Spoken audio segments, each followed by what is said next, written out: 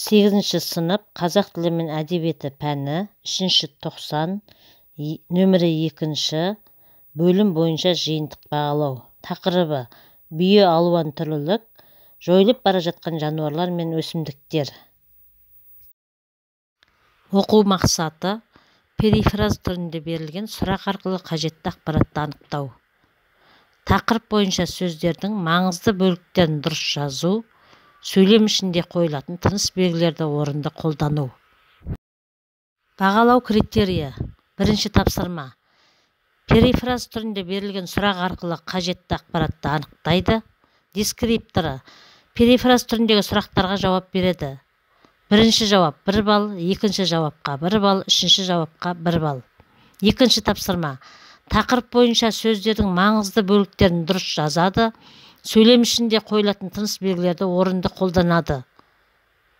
Дескрипторы. Сөздерді бағандарға сәйкес дұрыс жіктейді. Дара сөздер 1 балл, біріккен сөздер 1 балл, қос сөздер 1 балл, тіркескен сөздер 1 балл. Қате жазылған сөздерді ережеге сай жазады. 1 балл. Барлығы 8 балл. Бірінші тапсырма. Мәтінді мұқият тыңдап берілген сұрақтарға мәтін мазмұны бойынша жауап беріңіз. Мәтін.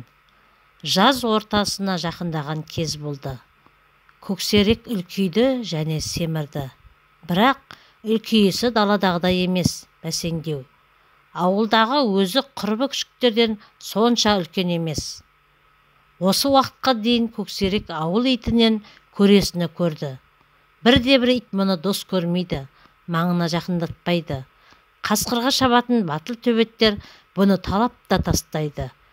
Өзге көп итте ырылдап үріп, кейде тап беріп, әр жерінен тістеп тартып кетеді. Құрмаш қасында болғанда таяқ жемейді. Бірақ ержете бастаған сайын иесі көз жазып қала берді. Берілген сұрақтар. Көксеректі қалай суреттейді? Көксеректі қандай иттер тістеп тастайтын?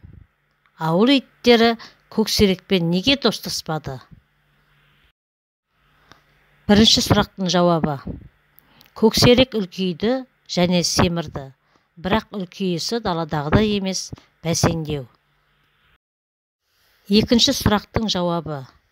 Қасқырға шабатын батыл төбеттер бұны талап та тастайтын. Екінші тапсырма. Берілген сөздерді дұрыс нұсқада жөндеп, сәйкес бағандарға жазыңыз. Берілген сөздер.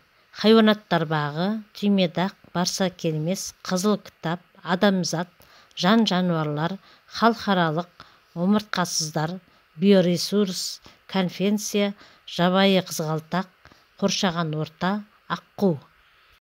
Менің каналыма тіркеліп, осы тапсырманың толық нұсқасын жауабымен бірге алуға болады.